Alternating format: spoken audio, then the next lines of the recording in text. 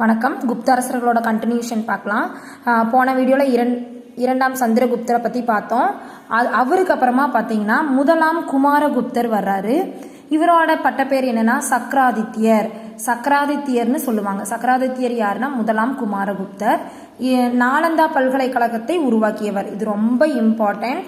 நாலந்தா பல்கலைக்கழகத்தை உருவாக்கியவர் யாருன்னு பார்த்தீங்கன்னா முதலாம் குமாரகுப்தர்.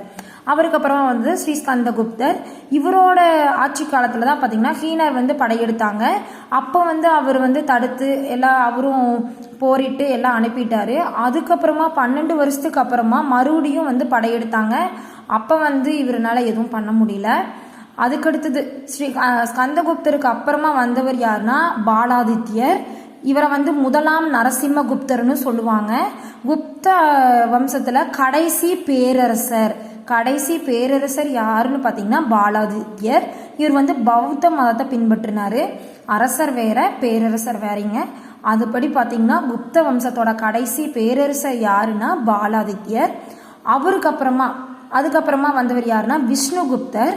இவர் தான் குப்த அரசோட கடைசி அரசர். விஷ்ணுகுப்தர் தான் குப்த அரசோட கடைசி அரசர்.